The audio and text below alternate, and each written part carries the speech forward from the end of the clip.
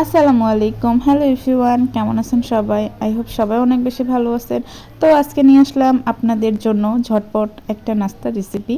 তো চলুন আমি কি বানাচ্ছি। এখানে আমি আটা একটু গোলায় নিয়েছি লবণ আর চিনি দিয়ে দিয়ে চুলায় দিয়ে দিলাম। দিয়ে একটু গরম হওয়ার পর আমি ডিমটা দিয়ে দিলাম। ডিম আমি গোলায় নিয়েছি কাঁচামরিচ, পেঁয়াজ, লবণ দিয়ে।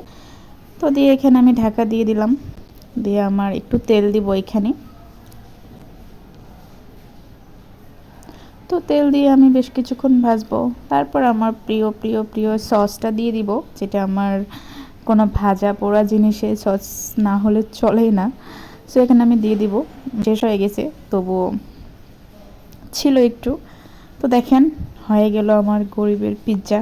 কিন্তু এত বেশি মজা, আপনারা অবশ্যই ট্রাই করবেন। আর এত ঝামেলাও নাই, 2 মিনিটেই বানিয়ে নিতে পারবেন। আর ঘরে যা আছে তাই দিয়েই হবে, কিচ্ছু লাগবে না। সো আমার পিৎজা রেডি, এখন আমি খাবো। বাইরে বৃষ্টি হচ্ছে, বৃষ্টি দেখবো আর খাবো। সো কেমন লাগলো অবশ্যই অবশ্যই বলবেন। সবাই ভালো থাকবেন, সুস্থ থাকবেন। আল্লাহ হাফেজ।